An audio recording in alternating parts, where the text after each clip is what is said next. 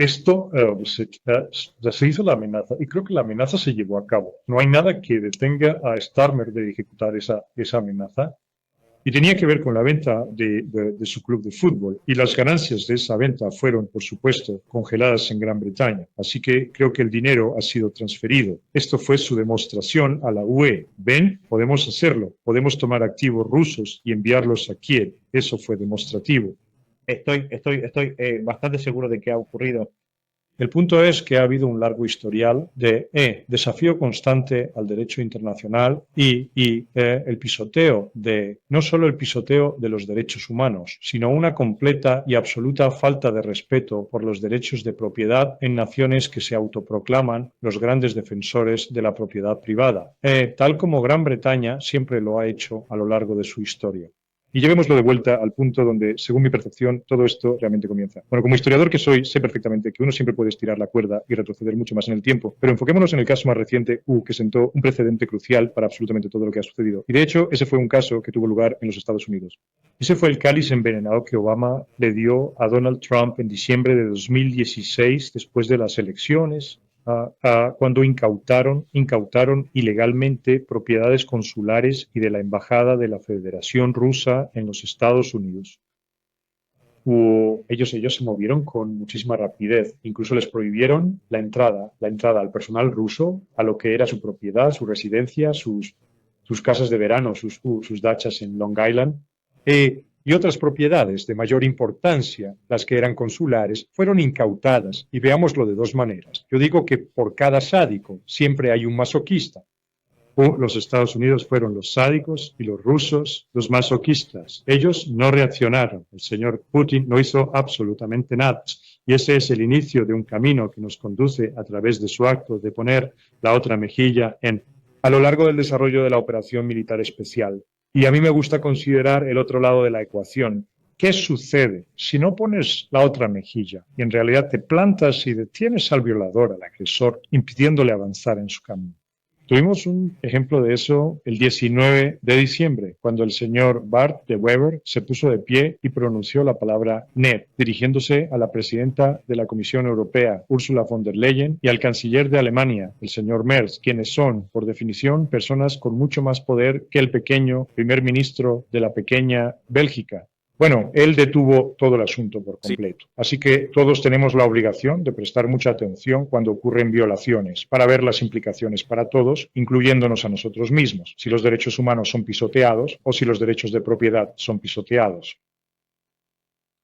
Entiendo que algunos estadounidenses también han sido sancionados. Nunca había oído hablar de este individuo, John Mark Dougan, D-O-U-G-A-N, un ciudadano estadounidense que fue un ex-sheriff adjunto en Florida y huyó a Moscú en el año 2016. También se encuentra entre aquellos que han sido sancionados. Pero volvamos. Quisiera que volviéramos al coronel Bo. Ajá. Mira, le robaron el dinero a los oligarcas porque ellos tienen muchísimo dinero y obviamente lo querían. ¿Por qué están congelando al coronel Bo? Es un hombre de recursos económicos considerables a pesar de su trayectoria profesional en el ámbito de la inteligencia y el ejército. O B, están intentando activamente reprimir y silenciar su capacidad de expresión. O C, hay alguna otra explicación posible para esta situación. Bueno, creo que es para silenciar su discurso, para hacer un ejemplo de él, para meternos el miedo a todos nosotros. Creo que su problema es que fue demasiado profesional e intentó demasiado ser neutral y por encima de cualquier acusación de ser prorruso. Se esforzó demasiado. Y el hecho de que él procediera de la inteligencia suiza y que hubiera ocupado altos cargos en las Naciones Unidas fue probablemente lo más comprometedor en su expediente. Porque se trata de uno de los suyos. Es decir, lo que sucede es que esto proviene de la cúpula del gobierno, de funcionarios de alto nivel, que están desertando, por así decirlo, y adoptando posturas que pueden considerarse muy críticas de las políticas y las líneas de propaganda del propio gobierno. Él representa un peligro mayor para ellos que tú o yo, en la medida en que no hemos ocupado altos cargos gubernamentales y no parecemos desertores de Pero Sí, de la clase dominante. ¿Tiene la libertad de abandonar la Unión Europea o está en realidad bajo arresto domiciliario? No, él no está bajo arresto domiciliario y creo que puede salir de la UE. El problema es que no podría volver. Y como tiene su residencia, no sé por cuánto tiempo, no creo que haya, a quien ha sido la semana pasada, que estableció su residencia en Bruselas. Eso debe haber ocurrido hace ya muchos años. Estaría dejando absolutamente todo lo que tiene atrás. Así que no creo que esa perspectiva le resulte muy agradable, a él tampoco. Volver a Suiza, donde presumiblemente no tiene un lugar donde vivir de inmediato, pero sí tiene su dinero y su pensión y todo lo demás, o quedarse aquí y estar en la miseria y permanecer en las circunstancias que también conoce. Esa es su elección. Pero la situación es, en verdad, bastante grave. Vaya, y no existe ningún mecanismo para su alivio. No hay ningún tribunal federal al que él pueda acudir. Quiero decir, si esto ocurriera aquí, uno pensaría de inmediato en una orden de restricción temporal en un tribunal federal que sería firmada al instante y el gobierno se vería forzado a comparecer ante la corte inmediatamente e intentar justificar su robo de propiedad. ¿Y existe un mecanismo así disponible para él? No la hay. Y esto plantea un problema muy grande que debe ser señalado. Esa es toda la estructura de las instituciones de la UE. Fueron escritas por intelectuales, por gente muy culta, por personas humanitarios, como se les podría llamar, gente como Jacques Delors, de mentalidad socialista sin duda alguna. Todos ellos eran izquierdistas, pero no izquierdistas en el sentido en que el señor Trump los suele denunciar.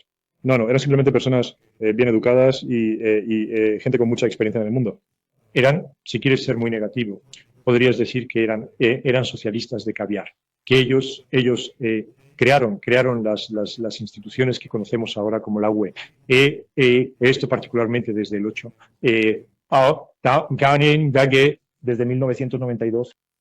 Y Pausa creyendo que personas como ellos ascenderían a los puestos de poder y que igualmente estarían Pausa bien dispuestas hacia la humanidad, Pausa que serían, Pausa libertarios, Pausa que darían la bienvenida a la libertad, Pausa a la libertad de expresión y a otras libertades que son tan importantes para la gente ilustrada. Bueno, se equivocaron.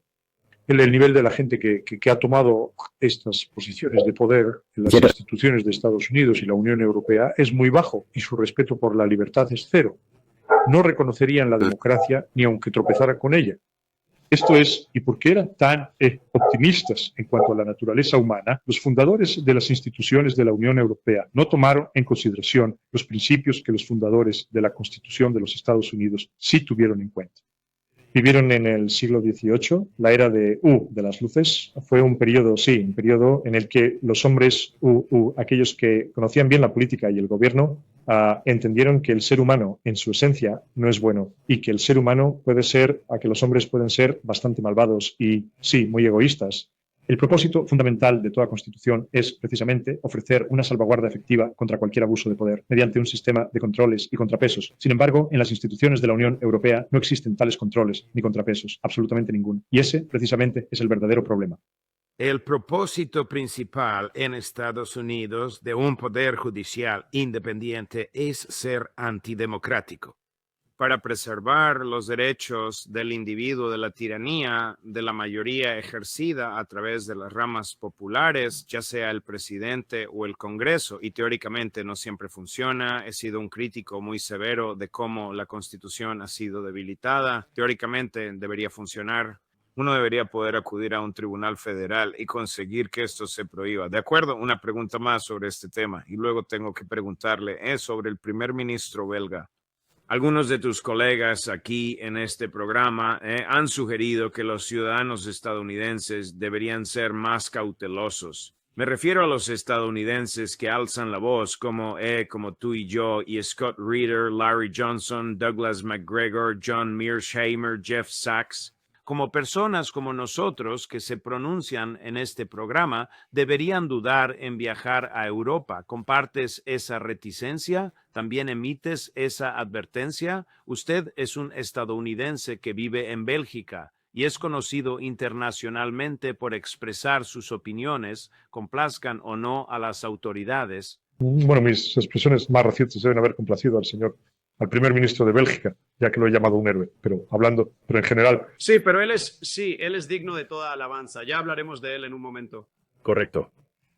Mira, no estoy de acuerdo con la estimación de Scott o las de los demás. Solo diré que creo que los últimos en ser afectados serán los estadounidenses, porque los europeos ahora están desesperados por mantener a Donald Trump a bordo. Pues que incluso, sí, hace apenas un día el secretario general de la OTAN estaba diciendo cómo el paraguas nuclear estadounidense es de una importancia crítica para la defensa de Europa y tenemos que poder contar con él. De hecho, contamos con él. Bueno, lo único que tienen que hacer es empezar a tocar a los estadounidenses y adiós al paraguas nuclear. No son estúpidos, no van a ser, bueno, quizás sí lo sean, pero tendrían que cometer un acto de estupidez supina para que antagonicen a J.D. Vance, para que antagonicen a un Donald Trump, tomando medidas contra ciudadanos estadounidenses individuales por ejercer su libertad de expresión. Eso sería una idiotez total. De acuerdo, gracias al coraje del primer ministro de Bélgica y otros como Viktor Orbán, y les mostraré un clip maravilloso de él en un minuto.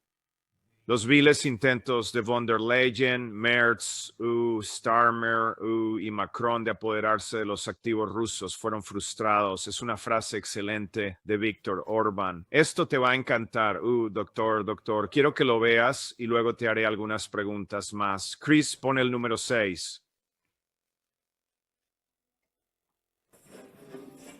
¿Garantías para qué? Toda la idea es completamente estúpida. Quitarle el dinero a otra persona. Hay dos países que están en guerra, ¿no? No es la Unión Europea, Rusia y Ucrania. Y la Unión Europea, querría quitar el dinero a una de las partes en guerra y luego dárselo a la otra. Es marchar hacia la guerra. Así que el primer ministro belga tiene razón. No deberíamos hacer eso. Es verdaderamente impresionante. Ahora bien, el primer ministro de Bélgica, junto con varios de sus aliados, uno de los cuales era el propio Viktor Orbán, consiguió evitar que esto se llevara a cabo. Gracias a Dios. A cambio, sin embargo, la Unión Europea ha prometido 100.000 millones de euros a Zelensky. Pregunta, Dr. O, ¿de qué fuente van a conseguir esos 100.000 millones de euros? Ellos solicitarán préstamos de bancos comerciales, utilizando como garantía la solvencia del presupuesto de la Unión Europea y, por supuesto, conseguirán esos créditos. El señor De Wever, en el discurso que pronunció ante el Parlamento el viernes por la mañana, el día 19, antes de que se adentrara en... Estás hablando del primer ministro de Bélgica. Sí, antes de ir a esa reunión del Consejo Europeo en la que tuvo un enfrentamiento con von der Leyen y Merz, él habló con el Parlamento, con todo el Parlamento belga. Eso fue subido a YouTube. Claro, es difícil para una audiencia más amplia apreciarlo porque él hablaba principalmente en holandés y flamenco y todavía no veo ninguna traducción al inglés de eso, pero él usó esa oportunidad para demostrar que todo el Parlamento belga lo respaldaba. Ahora, cuando decimos que fue valiente, también fue extremadamente trabajador. Les puedo asegurar que se requirieron esfuerzos enormes para alinear tanto a la derecha como a la izquierda, así como al centro, para apoyar al señor De Wever en su desafío a la Comisión Europea. Esto fue un acto de extrema delicadeza política que se manejó de una manera muy, muy hábil. En Europa, no sé cómo es, en el Congreso, si alguien en el Senado cruza al otro lado para estrechar manos ocasionalmente, incluso para desear un feliz año nuevo. Pero en Europa, por mi larga experiencia, la derecha y la izquierda no se tocan, no se dan la mano. Cuando uno se levanta a hablar, el otro sale por la puerta.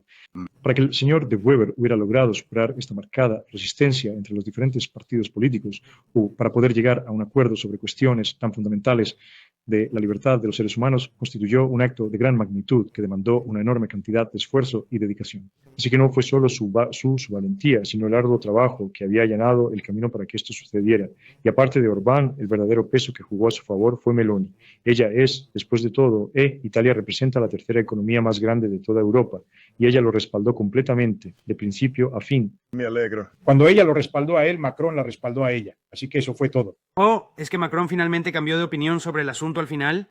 Sí, Macron no apoyó a Merz, lo abandonó, y eso fue dramático. Merz pensó que tenía a Macron en el bolsillo, no fue así, así que el juego se perdió. Todo empezó con un hombre valiente que trabajó muy duro, y ese es mi punto al hablar de ambos. Mi última pregunta, y esta puede que te tome completamente por sorpresa. Los Estados Unidos, a pesar de que es Nochebuena, está completamente involucrado en este escándalo de Epstein. ¿Y cuál fue o no la participación de Donald Trump con este monstruo, si es que la hubo? ¿Ha resonado esto de alguna forma en Europa?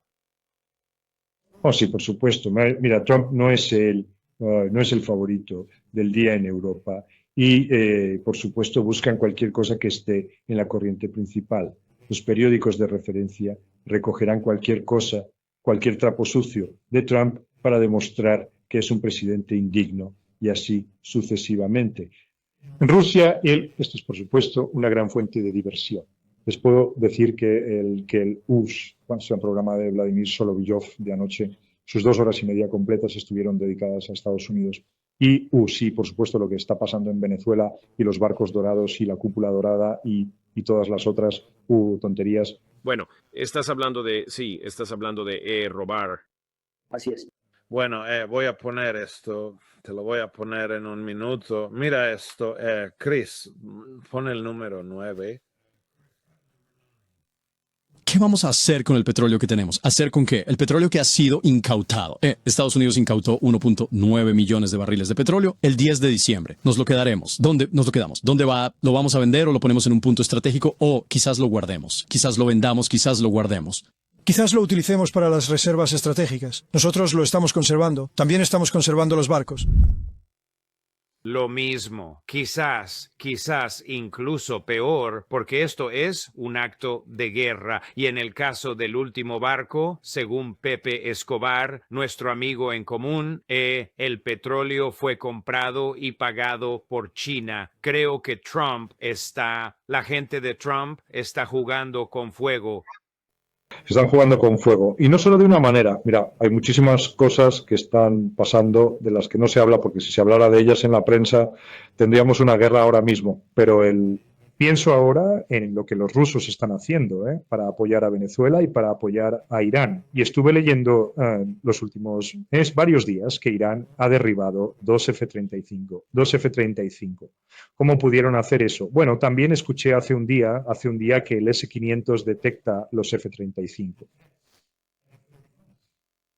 ¿Será que los rusos de verdad enviaron S-500 a Irán? No me extrañaría. Bueno. ¿Y quiénes son los F-35 derribados de los que aún no sabemos? ¿Estos son aviones tripulados por pilotos israelíes? Sí, eso es lo que el informe parecía indicar, sí. Caramba. Bueno, doctor, tengo que decirle, tiene un arbolito de Navidad adorable sobre su hombro. Los árboles se han vuelto cada vez más pequeños a medida que los precios han subido cada vez más. Bueno, les deseo una muy feliz Navidad y un próspero año nuevo. Creo que ya deben saber que el fin de semana pasado, Judging Freedom superó la impresionante marca de los 100 millones de vistas para este 2025. Gracias en gran medida a ti, a tus regulares y consistentes conversaciones de alto nivel que tenemos. Estoy inmensamente agradecido por ellas. Estoy agradecido por nuestra amistad personal, aunque aún no nos hemos conocido en persona, así como por nuestra colaboración profesional. Se lo agradezco. Estaremos fuera 10 días, pero esperamos verlos de nuevo en el horario y lugar habituales la primera semana completa de enero. Pues muchísimas gracias y su éxito está bien merecido. Gracias y feliz Navidad.